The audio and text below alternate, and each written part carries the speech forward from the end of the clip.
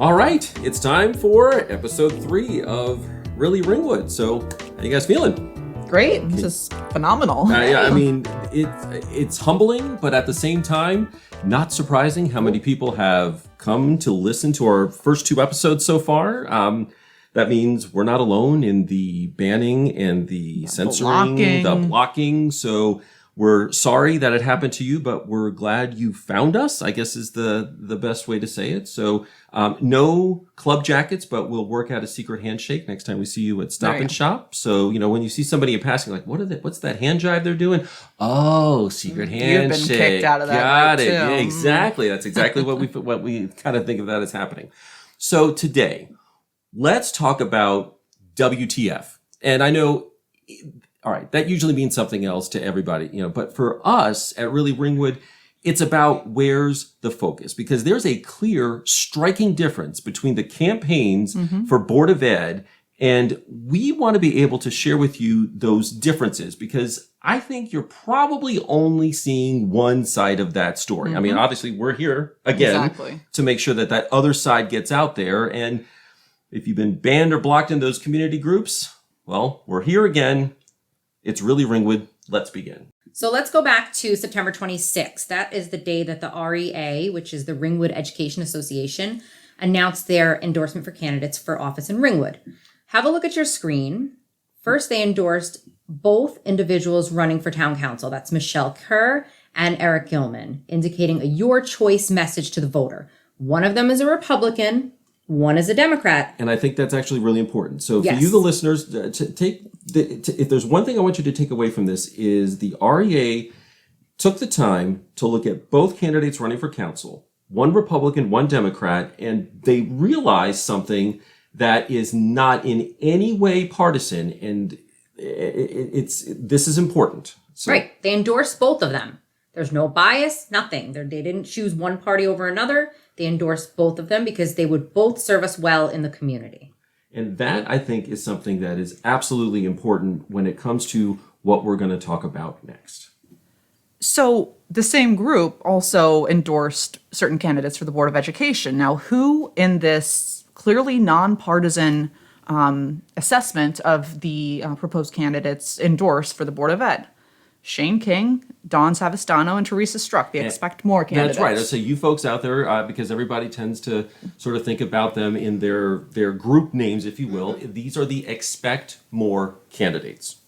And specifically, they said, the committee chose to endorse those who prioritized balancing the needs of the community's children ringwood the understandable expectations of taxpayers, as well as express their commitment to preserving and advancing a standard of excellence in Ringwood. Now that's pretty impressive. I would say that. And again, going beyond the endorsement itself, let's talk about the process that the REA actually used to reach their conclusion. Right. So how did they make this decision? Exactly, because I think that's important. It's not like this is just some, everybody just gets together in a room and throws darts. Yeah, or draw a name out of a jar. Yeah, let's see. Yeah, these folks sound right. I like his shirt. I like her hair. Exactly. That's not how this happened. So, yeah. Take a look at your screen.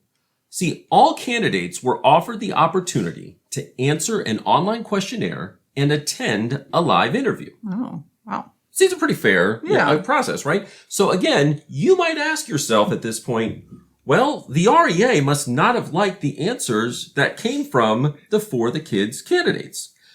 But you would only be half right if that was your thought. Yeah, I think it's important to note here that all 3 For the Kids candidates, Palmisano, Kearney, and Monroe, either ignored the opportunity to participate or they flat out declined to participate because their answers are going to be documented and debated amongst the committee. And that's part of the consideration process. So they were afraid to go on the record. Why? Why were they afraid? Unfortunately for the voters, we're never going to know. But no surprise, this is how they are as a group of candidates when it comes to specifics when they're asked questions. I think a lot of us listening to this, I know a lot of us in this room here, we've all gone through this process of, why don't they answer questions? They never answer. Why are they not on record with things? Either I don't know, I'm going to make some assumptions here because they won't answer. They don't know how to answer, or they're afraid that their answers are not going to be well received, or we'll tell you this, but what we're really going to do is this. And that kind of leads us into this whole theme of, where's the focus? What it comes down to is the group that represents the teachers and professionals that work with our children every day. These are the teachers that we trust with our children. We have faith in them, we respect them, and they enrich and educate our kids every single day. Yep. They endorsed these 3 specific candidates. They did not endorse the For the Kids candidates. And that's where the rails start coming off. Right after that endorsement. After that endorsement. Yeah, so that endorsement was able to, it was out there in public for about 12 hours because the next public post that came from the For the Kids candidates, oh my gosh, let's unpack that because there is a lot. There's a lot to unpack. Yeah, check Buckle your up. screens. So first, they attacked the governor of New Jersey, which, he's got a thick skin. We really don't need to spend any time on that. He's got plenty of people that actually get paid to make sure that misinformation gets, thrown off to the side. And we're not paid, but he's got his own committee. He can do his thing. But let's come back to our town here. Let's talk about our community. Here in Ringwood, they attacked the teachers of the NGEA. And not only that, but they attacked the parents. The rest of us who have our children, who are students in Ringwood, and who vote in Ringwood. That's the funny thing. If your campaign message attacks the very people that you're trying to get the vote for, It doesn't make much sense. something about your messaging you just might want to check. Let's see, who do we attack today? The voters, the teachers, the parents. Yeah, the ones that we have to make sure that, again, where's the focus? Anyway, sorry guys, I interrupted. No, that's okay. They had a link to a video in their post, and it wasn't exactly the most relevant video, but it was chaotic. It was riotous. Chaos is a theme here. Yeah, we're going to come back to that. Yeah. So just in your minds, I want you to think of the word chaos. Yeah. It is keyword chaos. Keyword chaos. We're going to come back to that.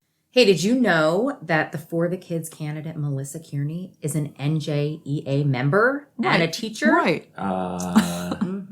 That's right. Let's see. So the messaging about teachers being the enemy. One of their own candidates is the enemy somehow? Yeah, they're willing to tear down one of their own candidates just to get a message of they're your enemy of your kids in this town, and we are the only ones who can stop them. That's their message. So that's like taking a page out of the, say, anything to infuriate and inflame the voters, but we're going to sacrifice one of our own to get that message out. Does that seem kind of like what might have happened here? Yeah, what kind of campaign would do that? Well, I wonder what kind of campaign would do that, right? The kind of campaign that doesn't answer a whole lot of questions and tends to try to suppress anybody who wants to ask questions about certain things.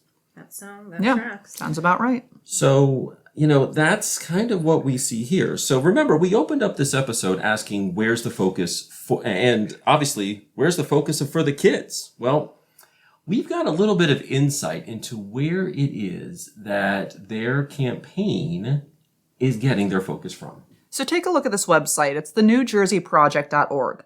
They promote 2 things. Remember, keyword chaos? They promote chaos and control.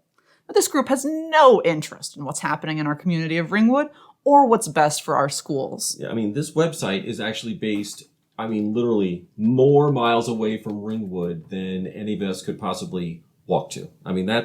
That's how not focused on our community the For the Kids campaign is. And Ringwood is not unique as to be part of this group's focus.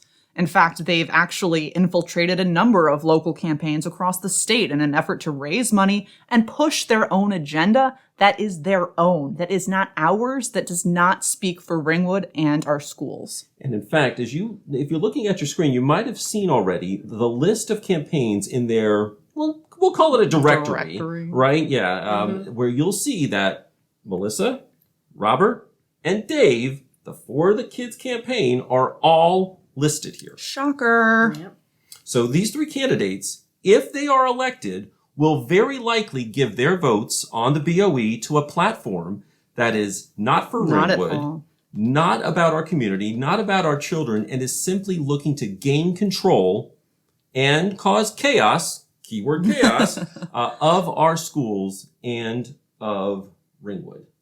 So the backlash and reflection of that original post must have gotten them worried, because look at the edits of that post over a short period done by their campaign, all within a few hours after it was posted. Yeah. They really must have been freaking out. Yeah. I mean, either let's kind of talk through that, right? I mean, Yeah. what could this have been? I mean, perhaps the idea of offering up one of your own candidates as the enemy probably wasn't the best idea. We kind of we kind of thought about Yeah. we kind of thought that amongst ourselves here at the team at Ringwood. That was one possibility.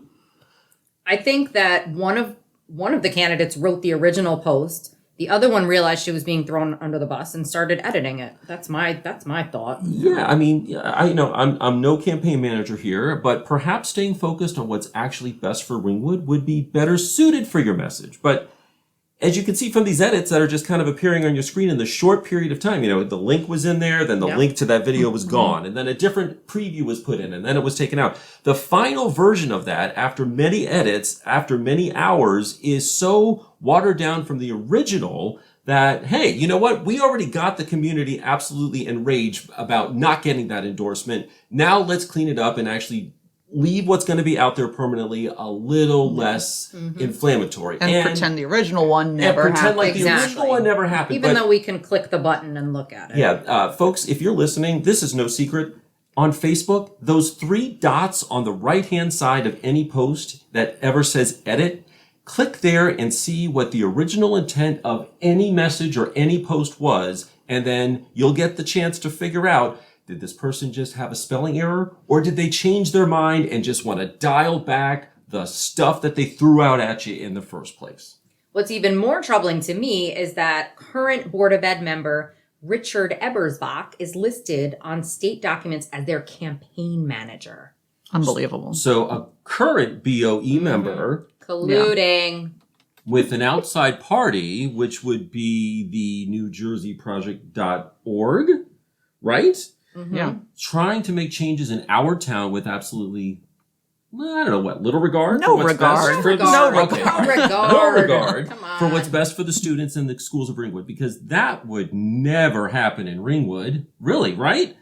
So, folks, just absolutely think about this one thought, and that's WTF. And of course, yes, when it comes to the FTK campaign, WTF has 2 different meanings. Yes, it does. The one that you all know, but also where's the focus? Because if you've got a slate of candidates that's just willing to sacrifice one of their own in their campaign messages to get you riled up, try to get your vote, but then take that from an outside influence as their messaging with zero interest in what's going on in our town, is this really what we want in Ringwood? Not at all. I mean, I don't think so. I don't. But to you, our listeners, we pose that question to you because this is the other side that you didn't get a chance to see or hear when it came to the endorsement of the REA, and we thought it was good to bring this to light to give you the chance to see it.